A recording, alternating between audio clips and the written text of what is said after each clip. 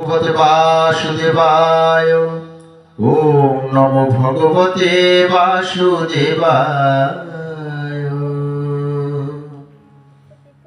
ওম অথ চতুর্থোধ্যায় জ্ঞান যোগ ভগবান উবাচ ইবং বিবস্বতে যোগং প্রক্তবান অহোমাপয়ং বিভাসমান বিপ্রাহ মনোরিক্ষা কুবে অব্রবীৎ এবং পরম্পরা প্রাপ্ত মিমং রাজস্বয় বিধু সকাল দেহ মহতা যোগ নষ্ট পরন্তু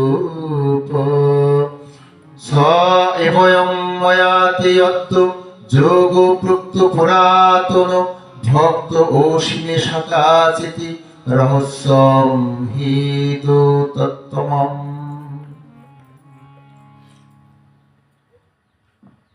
ভগবান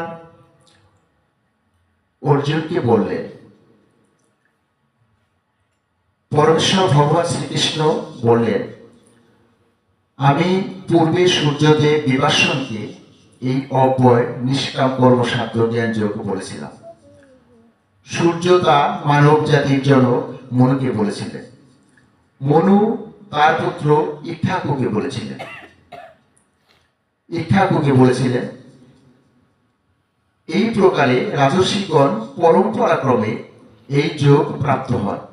দীর্ঘ সময় অতিবাহিত হওয়ায় মনুষ্যলোকে এই যোগ বিলুপ্ত হয়ে যায়।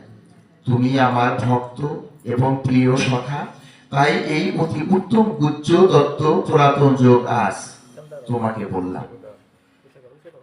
অর্জুন তখন হতচকিত হয়ে বললেন, অপরং ভাবত জন্ম পরম জন্ম বিবস্বত কথা মে তদিজানিয়ং তবাদ প্রত্যবানিতি।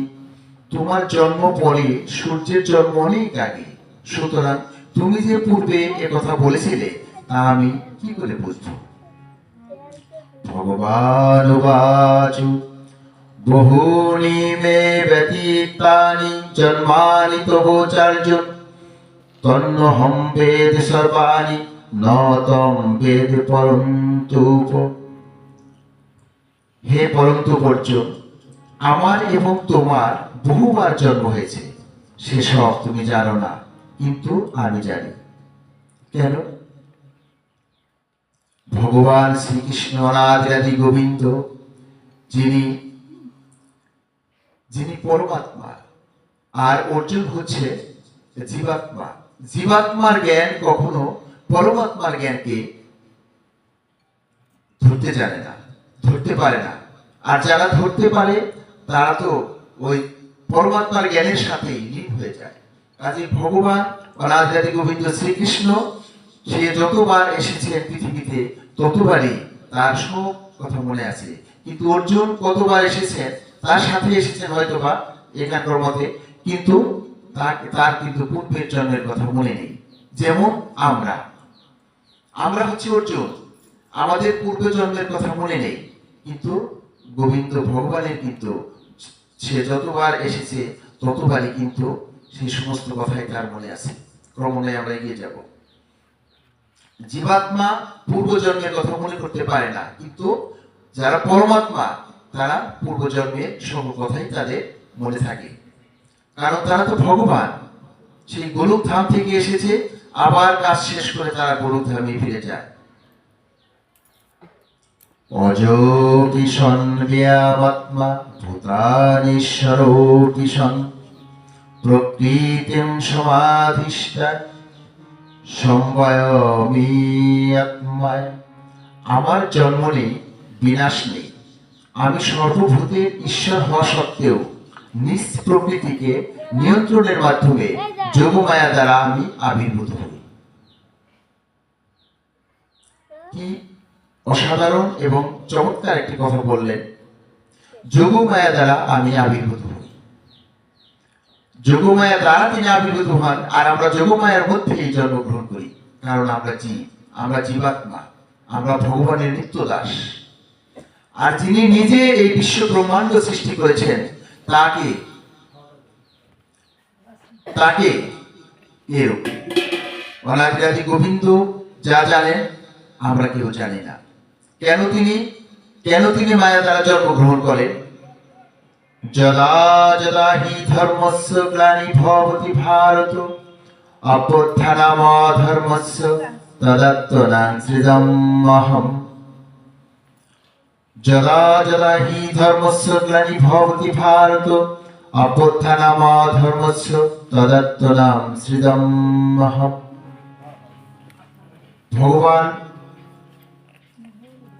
ভগবান যুগে যুগে আসেন কেন?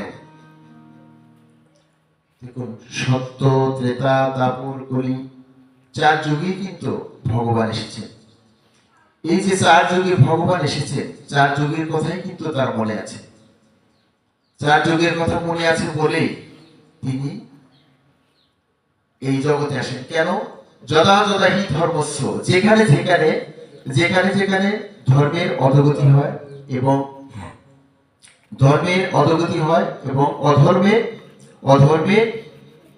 সমাজে অধর্ম বেড়ে যায় এবং তদাত্মনাং সৃজমহম, সেখানে আমি নিজে আবির্ভূত হয়ে কি করি? ভগবান আবির্ভূত হয়ে বলেন পরিত্রাণায় সাধনম বিনাশায় চ দুষ্কৃতম ধর্ম সংস্থাপনার্থায় সম্ভবামি যুগে যুগে। ভগবান কি কারণে এই পৃথিবীতে আসেন? পরিত্রাণায় সাধনা, সাধুদের পরিত্রাণ দেওয়ার জন্য, সাধুদের পরিত্রাণ করবার জন্য, আর দুষ্কৃতকারীদের বিনাশ করবার জন্য এবং ধর্ম সংস্থাপনায়। এই 3টি কাজের জন্যই অনাদি গোবিন্দ ভগবান এই পৃথিবীতে আসে। এসে এভাবে তিনি আমাদেরকে স্বর্গের পথ দেখান, এভাবে তিনি আমাদেরকে গরুধামের পথ দেখান। সত্য যুগে শ্রীহরি কিভাবে তার ধর্মকে প্রকাশ করেছিলেন আমাদের সকলেরই সে ঘটনাটা জানা। প্রহ্লাদকে তার বাবা বলছেন, এই তোর হরি কোথায়? কেন বাবা, তোমার মধ্যে হরি? আবার বলছেন যে মন্ত্রীর মধ্যে হরি, ওনার মধ্যে হরি, এদের সবার মধ্যে হরি। আমার হরি সকল জায়গায়। তোমার হরি যদি সকল জায়গায় হয়ে থাকে তাহলে তুমি এখানে তোমার হরিকে দেখাও। তখন প্রহ্লাদ ভগবানের কাছে কেঁদে কেঁদে বললেন, ভগবান তুমি কৃপা করো। ঈশ্বরের কৃপায় তার ডাকে ঈশ্বর থাকতে পারলেন না, তিনি সেখানে চলে আসলেন। এসে পরিস্তম্ভ থেকে বের হয়ে হিরণ্যকশিপুকে বধ করলেন। সে ছিল অত্যাচারিত রাজা। সে অত্যাচারিত রাজা যখন বধ হলেন তখন চতুর্দিকে যেন সকলে শাঁখ বেজে উঠল এবং শান্তি আর শান্তিতে ভেসে গেলেন সমস্ত পৃথিবী। এভাবে ভগবান প্রতিবারই এসেছেন। কখন? এরপরে আসলেন যখন দীর্ঘদিন এভাবে শান্তি চলতে চলতে এক সময় যখন অশান্তিতে ভরে যায়, যখন পাপের পাল্লা অনেক বেশি হয়ে যায়, তখন ঈশ্বর পৃথিবীতে নেমে আসে। আমরা যাকে বলি অবতার। সত্য ত্রেতায় আসলেন রাম এসে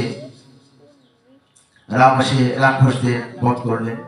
রাক্ষসদের বধ করে তিনি শান্তি প্রতিষ্ঠা করলেন।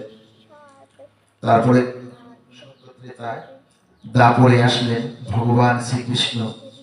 ভগবান এসে কংসের বংশ, তারাও এইভাবে রাক্ষস বংশই ছিল, তারাও সমস্ত পৃথিবীকে গ্রাস করে ফেলেছিল। সমস্ত দেব দেবতাকে সেই স্বর্গ থেকে টেনে হেসে তার পৃথিবীতে নামে নিয়ে এসেছিল।